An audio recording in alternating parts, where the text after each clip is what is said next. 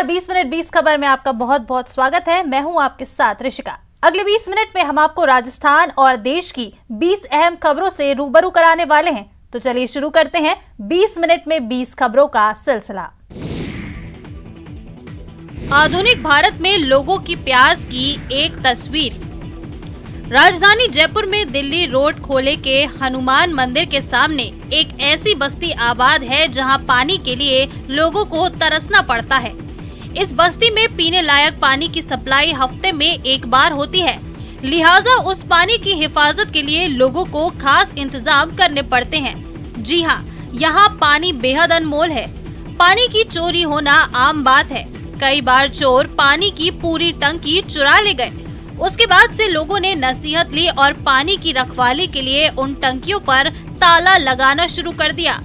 पानी टंकी पर जब ताला लगा तो चोरों ने उसकी टंकी से पानी निकालने की बजाय पूरी टंकी को ही उठाकर ले जाना शुरू कर दिया।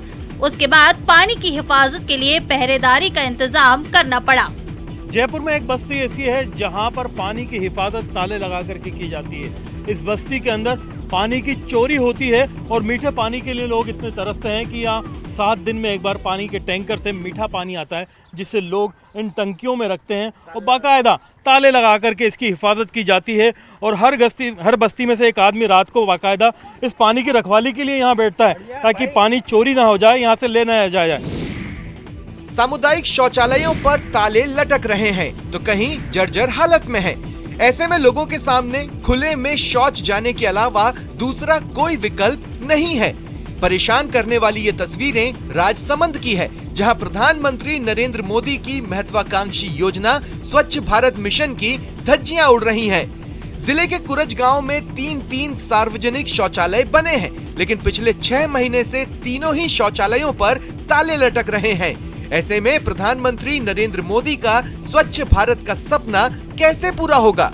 बताया जा रहा है कि मरम्मत के अभाव में पुराने शौचालय जर्जर हो चुके हैं। इनकी मरम्मत कराने के बजाय सरपंच ने नए शौचालयों का निर्माण करा दिया और अब ये शौचालय पिछले 6 माह से बंद पड़े हैं। ऐसे में ग्रामीण खुले में शौच जाने के लिए मजबूर हैं। उर्दू में लिखे मैसेज वाले गुब्बारे से इलाके में दहशत है। श्री गंगानगर जिले की रायसिंह नगर की धान मंडी में सोमवार सुबह पाकिस्तानी गुब्बारा मिलने से हड़कंप मचा। अनाज मंडी में काम करने पहुंचे मजदूरों की नजर जब इस संदिग्ध पाकिस्तानी गुब्बारे पर गई तो उन्होंने रायसिंह नगर थाना पुलिस को इसकी सूचना दी। रायसिंह नगर धान मंडी में मिले पाकिस्तानी गुब्बारे पर उर्दू में कुछ लिखा हुआ है। बताया जा रहा है इसका मतलब आजादी मुबारक है। गौरतलब है कि भारत पाक सीमा पर स्थित श्री गंगानगर जिले में गाहे बगाहे हवा के रुख के साथ पाकिस्तानी गुब्बारे भारतीय सीमा में प्रवेश कर जाते हैं। अधिकांश मामलों में पाकिस्तान से आए इन गुब्बारों के साथ कुछ भी संदिग्ध नहीं पाया जाता। इसके बावजूद श्री गंगानगर पुलिस के साथ साथ सुरक्षा एजेंसियां भी सीमा पार से आए इन गुब्बारों को लेकर काफी चौकन्नी रहती है, इसलिए गंभीरता से इनकी जांच पड़ताल करती है। हाल ही में सीमा पार पाकिस्तान से ड्रोन के जरिए हो रही हेरोइन की तस्करी के बाद सीमा सुरक्षा बल और सुरक्षा एजेंसियां चौकन्नी हैं, इसलिए पाकिस्तान से आई हर एक चीज की गहनता से जांच पड़ताल करती है। प्रदर्शन जब पानी के लिए हो तो प्रदर्शनकारियों पर काबू पाने में पुलिस वालों के पसीने छूट ही जाते हैं। तस्वीरें भरतपुर की हैं। ग्रामीण क्षेत्र में पानी की समस्या को लेकर बीजेपी किसान मोर्चा ने जिला कलेक्ट्रेट के सामने सांकेतिक धरना दिया। धरने में बीजेपी किसान मोर्चा के कार्यकर्ताओं ने भारी संख्या में भाग लिया और राजस्थान सरकार सहित प्रशासन के खिलाफ जमकर नारेबाजी की।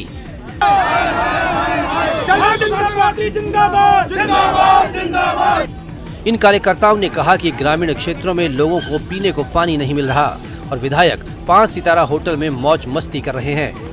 प्रशासन सरकार के दबाव में काम कर रहा है और जनता पूरी तरह से त्रस्त है। धरने के माध्यम से ज्ञापन देकर महामहिम राज्यपाल महोदय को कलेक्टर साहब के माध्यम से ज्ञापन देंगे और राज्य सरकार से ये मांग करते हैं 1 महीने के अंदर पेयजल की समस्या का निस्तारण करें। प्रदर्शन के दौरान गेट पर भारी संख्या में पुलिस बल तैनात रहा और बीजेपी कार्यकर्ताओं को उन्होंने रोक दिया, जिससे बीजेपी कार्यकर्ता उग्र हो गए और जमकर नारेबाजी करने लगे।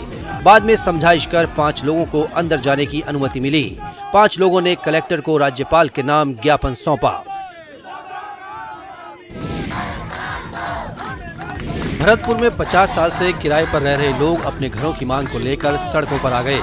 सोमवार को काफी संख्या में महिला और पुरुष कलेक्ट्रेट पर पहुंचे और आवास दिलाने की मांग को लेकर प्रदर्शन किया। लोगों का कहना है कि वो करीब 50 साल से भरतपुर शहर में किराए पर रह रहे हैं। महंगाई बढ़ने के कारण अब उनका किराए पर रहना मुश्किल हो रहा है। न तो वो घर का किराया निकाल पा रहे हैं और न ही अपने बच्चों का सही तरीके से भरण पोषण कर पा रहे हैं। इसलिए सरकार उन्हें रहने के लिए घर मुहैया करवाए, जिससे वो भी अपने परिवार का सही तरीके से पालन पोषण कर सकें। मैं पिछले 40 साल से किराए पर रह रही हूँ। ना ही तो हम पे कोई रोजी रोजगार है, नहीं हम पे मकान है। किराएदार रहते हैं तो मकान मालिक पैसा दे करके कहते हैं खाली करो, हमारा पैसा दे जाओ और खाली करो। हम कहाँ रहे, कहाँ भटके हम। भरतपुर शहर में हजारों लोग बाहर से आकर किराए के मकानों में रह रहे हैं। महंगाई बढ़ने के साथ ही घरों का किराया भी बढ़ा, लेकिन इनकम नहीं बढ़ी, जिससे लोगों के सामने अब परिवार को पालने की बड़ी चुनौती सामने आ गई है। ताड़ से गिरे खजूर पर अटके वाली लोकोक्ति हाड़ौती के किसानों पर अक्षरश लागू हो रही है।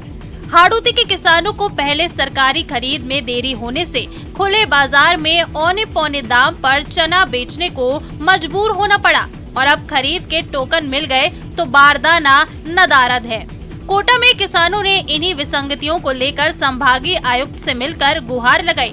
प्रदर्शनकारियों का नेतृत्व कर रहे बीजेपी जिला अध्यक्ष मुकुट नागर ने इस पूरे मामले में प्रशासन को आंदोलन की भी चेतावनी दी। संभागीय आयुक्त दीपक नंदी ने 2 दिन में बारदाना पहुंचाने का आश्वासन दिया है। घर में बिखरे सामान और पड़ताल में जुटी पुलिस। तस्वीरें 12 की हैं। मांगरोल कस्बे के इटावा रोड स्थित एक मकान में चोरों ने रविवार रात हाथ साफ कर दिया।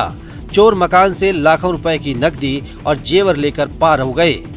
मिली जानकारी के मुताबिक मांगरोल के इटावा रोड स्थित लोकेंद्र सिंह के मकान में मध्य रात्रि को चोर घुसे और मकान में सो रहे परिजनों को कमरों में बंद कर अलमारियों में रखे लाखों रुपए के जेवर और नकदी चुरा ले गए।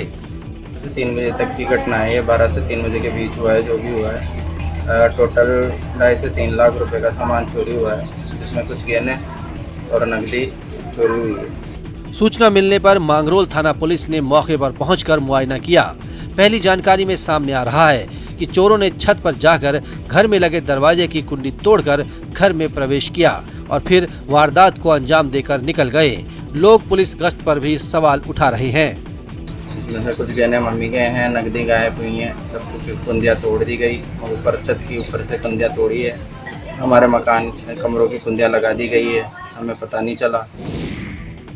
दौसा पुलिस ने 10 वर्ष से फरार चल रहे एक गौ तस्कर को गिरफ्तार करने का दावा किया है। उत्तर प्रदेश के मुरादाबाद जिले के थावला गांव के रहने वाले सलीम खान को पुलिस ने गिरफ्तार करने में सफलता हासिल की है। आरोपी सलीम खान पर वर्ष 2012 में गौवंश अधिनियम के तहत मुकदमा दर्ज हुआ था, तभी से वो फरार चल रहा था। पुलिस ने आरोपी को भगोड़ा घोषित कर रखा था। सोमवार को सिकंदरा थाना पुलिस ने गौ तस्कर सलीम खान को गिरफ्तार कर लिया। गौरतलब है कि पुलिस मुख्यालय के निर्देश पर 20 मई से 20 जून तक वांछित अपराधियों की धरपकड़ के लिए विशेष अभियान चलाया गया। इसी अभियान के तहत दौसा में अब तक 530 वांछित आरोपी गिरफ्तार किए जा चुके हैं। दौसा एसपी राजकुमार गुप्ता ने कहा है कि भगोड़े अपराधियों के खिलाफ पुलिस की कार्रवाई आगे भी जारी रहेगी। इसी तरह जो अभियान जो है 20 मई से 20 जून तक का जो पुलिस मुख्यालय के द्वारा चलाया जा रहा है, उसके अंतर्गत हमने अभी तक 530 वांछित अपराधियों को गिरफ्तार किया। कश्मीर में टारगेट किलिंग की घटनाएं थमने का नाम नहीं ले रही। आतंकी लगातार मजदूरों समेत कश्मीरी पंडितों को निशाना बना रहे हैं। आतंकियों के हमले के बाद कश्मीर से पलायन भी शुरू है। इन सब के बीच कश्मीर में टारगेट किलिंग के खिलाफ मुंबई में इस्लामिक संस्था रजा एकेडमी ने विरोध प्रदर्शन किया। इस विरोध प्रदर्शन में बड़ी संख्या में महिलाएं और बच्चे शामिल हुए। विरोध प्रदर्शन में शामिल लोगों ने अपने हाथों में तख्तियां ली हुई थीं, जिस पर लिखा था कश्मीर में टारगेट किलिंग रुकनी चाहिए। हाल ही में आतंकियों ने कश्मीर में नापाक हरकत करते हुए राजस्व विभाग में कार्यरत राहुल भट्ट, शिक्षक राजबाला और बैंक कर्मचारी को गोली मारकर मौत के घाट उतारा था। ऐसे में रजा एकेडमी ने कश्मीर में टारगेट किलिंग को लेकर मुंबई में विरोध प्रदर्शन कर यह संदेश दिया कि देश के मुसलमान कश्मीरी पंडितों के साथ हैं। पानी की बूंद के लिए तरसते दौसा के लिए एक बार फिर उम्मीद का मानसून आने वाला है। जिले में भूजल लगभग खत्म हो गया है। कुछ इलाकों में 500 से 700 फीट गहराई में पानी मिलता है, वो भी खारा। ऐसे में अब उम्मीद मानसून पर टिकी है। इस बार रेन वाटर हार्वेस्टिंग के लिए दौसा के डीएम कमर चौधरी ने हर छत जरूरी है अभियान चलाया है और अभियान से जनता को जोड़ने के लिए डीएम और एसपी सहित कई अफसरों ने गैती और फावड़े उठाए ताकि एनीकट को गहरा किया जा सके।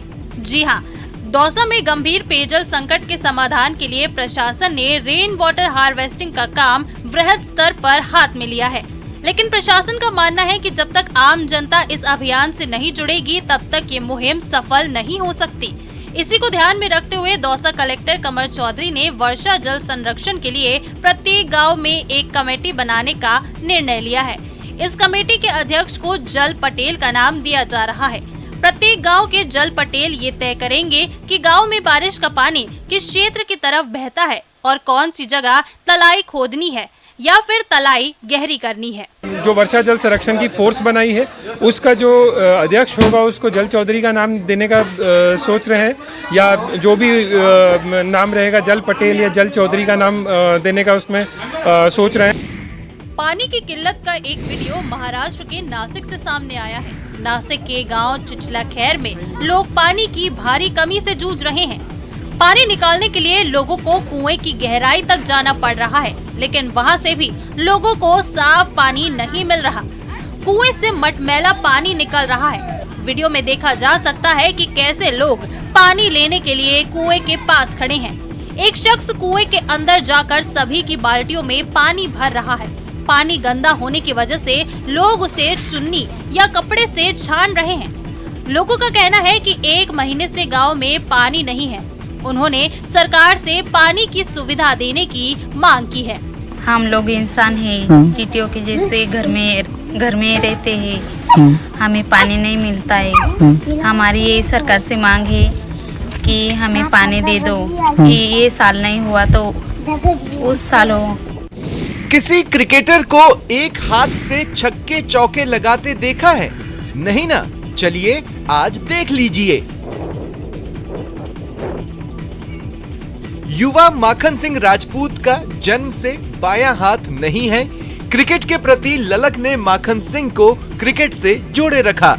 इन्होंने राष्ट्रीय स्तर पर कई प्रतियोगिताओं में भाग लिया और अपनी टीम को विजय दिलवाई। अब उनका चयन दिव्यांग cricket control board of India ने ऑलराउंडर के रूप में किया है। वे 4 जून को नेपाल के लिए रवाना हो गए। वे 10 से 12 जून तक नेपाल के काठमांडू में आयोजित भारत नेपाल के बीच T20 प्रतियोगिता में भाग लेंगे। राष्ट्रीय स्तर पर अपनी पहचान बनाना माखन सिंह के लिए आसान नहीं था। इसके लिए उन्हें कई परेशानियों का सामना भी करना पड़ा। आर्थिक परेशानी ने भी कई बार हताश किया, लेकिन खेल के प्रति जज्बे ने उन्हें हर परिस्थिति का सामना करने के लिए तैयार रखा। 2003 से वर्ल्ड कप देखता है, सौरभ गांगुली या कपिल देव को खेलते हुए देखा, तो उनसे देखकर ऐसी जुनून था कि भाई अपने को भी क्रिकेट बनना है। और जब क्रिकेट खेलते थे सामान्य लोगों के साथ, तो ऐसा लगता था कि भाई अपन अलग ही दुनिया में आए हैं। क्योंकि भारतीय संस्कृति के ये भावी ध्वजवाहक हैं, जो आधुनिकता के इस युग में भी अपनी जड़ों से जुड़ने का प्रशिक्षण ले रहे हैं। श्लोक है, हमें जो सिखाया जा रहा है वो है प्रातस्मराणि भवभीतिहरं सुरेशं गंगाधरं वृषभहानभिमम्बिकेशं खट्वाण्डशूलवरदायवहस्तमीशं संसाररोगहरमौषधिमद्वितीयम्। कहने भर को तो ये महज ग्रीष्म अवकाश में बच्चों को कुछ नया सिखाने का एक तरीका है, लेकिन ये पश्चिमी संस्कृति के प्रदूषण से बाल मन को बचाकर सनातन संस्कृति के संस्कार डालने का एक अभियान भी है। जोधपुर के बच्चे इस सनातन संस्कृति की इस गूढ़ता को खेल की उम्र में ही सीख रहे हैं, जो किसी भी तरह से बच्चों का खेल नहीं कहा जा सकता। बच्चों में सनातन संस्कारों का विकास हो और भारतीय सभ्यता, संस्कृति से ये अपना जुड़ाव महसूस करें, इसका बीड़ा जोधपुर के श्रीमाली समाज ने उठाया है।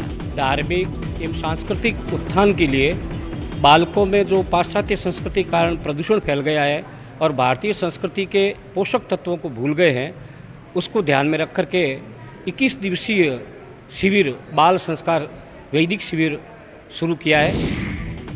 दुनिया के 90% से ज्यादा हीरों की कटिंग, पॉलिशिंग करने वाला गुजरात का सूरत कुछ महीनों से कुदरती रफ डायमंड की किल्लत का सामना कर रहा है।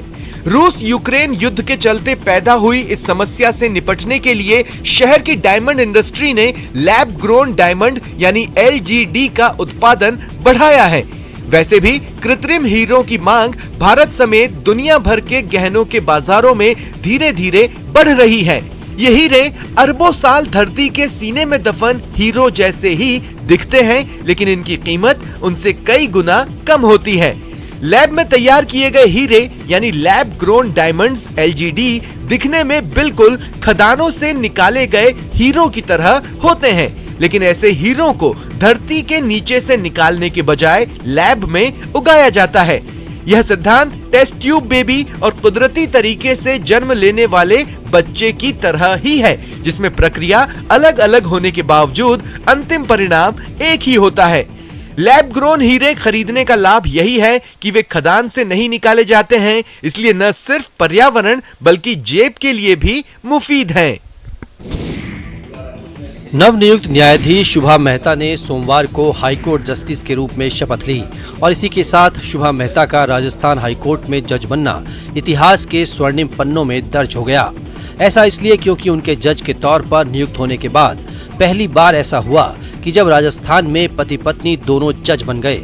शुभा मेहता के पति महेंद्र गोयल पहले से ही राजस्थान हाईकोर्ट में न्यायमूर्ति के तौर पर अपनी सेवा दे रहे हैं। शपथ ग्रहण के बाद शुभा मेहता महेंद्र गोयल पहले जज कपल बन गए हैं। बता दें कि शुभा को न्यायिक कोटे यानी जिला न्यायाधीश से न्यायाधीश बनाया गया है। वहीं न्यायमूर्ति गोयल 6 नवंबर 2019 को वकीलों के कोटे से न्यायाधीश बने हैं। शुभा मेहता की नियुक्ति के बाद अब हाईकोर्ट में न्यायाधीशों की संख्या बढ़कर 27 हो गई है। हाईकोर्ट में जजों के 50 पद स्वीकृत हैं। ऐसे में अभी भी हाईकोर्ट पे जजों के 23 पद खाली चल रहे हैं। नक्सलगढ़ का कलंक ढो रहे छत्तीसगढ़ के सुकमा में अब सुरक्षा बलों की मेहनत रंग ला रही है। जवान अब ग्रामीणों का विश्वास जीतने में कामयाब हो रहे हैं और ग्रामीण भी विकास के रास्ते पर चल निकले हैं। कुछ महीने पहले ही सुकमा में 4 नए कैंप खोले गए, जिससे धीरे धीरे जवानों का ग्रामीणों के साथ तालमेल बढ़ रहा है। ग्रामीण कैंपों में आकर त्योहार मना रहे हैं तो वहीं बच्चे सड़क बनने की खुशी में डांस कर रहे हैं, गाना गा रहे हैं और तो और इलाके के ग्रामीण अब जवानों को अपने यहाँ हो रही शादी ब्याह में बतौर मेहमान भी बुला रहे हैं, जो बदलते माहौल का सबूत है। आपको बता दें कि करीब 1 साल पहले सुकमा और बीजापुर के सीमावर्ती क्षेत्र सिलगेर में कैंप बनाए गए थे, जिसका भारी विरोध हुआ, लेकिन अब हालात बदल रहे हैं। शिक्षा, स्वास्थ्य, सड़क जैसी मूलभूत सुविधाएं मिलने से ये इलाके भी अब विकास की राह पर सरपट दौड़ रहे हैं। बॉलीवुड फिल्मों में अक्सर अभिनेत्रियां ऐसी ज्वेलरी पहनती हैं जो इनकी खूबसूरती में 4 चांद लगा देती हैं। फिल्मों में उनकी पहनी ज्वेलरी यूथ में भी काफी पॉपुलर रहती है। जानकारी के अनुसार फिल्मों की शूटिंग के दौरान अभिनेता या अभिनेत्रियों की पहनी ज्वेलरी या तो बेकार हो जाती है या फिर वेबसाइट के जरिए उनका ऑक्शन कर दिया जाता है। कई डिजाइनर ऐसे भी होते हैं जो इन्हें संजो कर रखते हैं, लेकिन कुछ फिल्मों में दिखाई गई ज्वेलरी गुर्जर घाटी के पास स्थित खजाना महल में देखने को मिलेगी। इन्हें देखने पर लोगों के मन में एक बारगी सवाल उठेगा कि क्या ये असली है, तो इसका जवाब हाँ में मिलेगा। खजाना महल में 2005 में रिलीज हुई फिल्म ताजमहल में मुमताज का किरदार निभाने वाली सोनिया ने सफेद धातु और सिंथेटिक स्टोन से बना ताज पहना था, जिसे यहाँ प्रदर्शित किया गया है। तो फिलहाल इतना ही, दीजिए इजाजत, नमस्कार।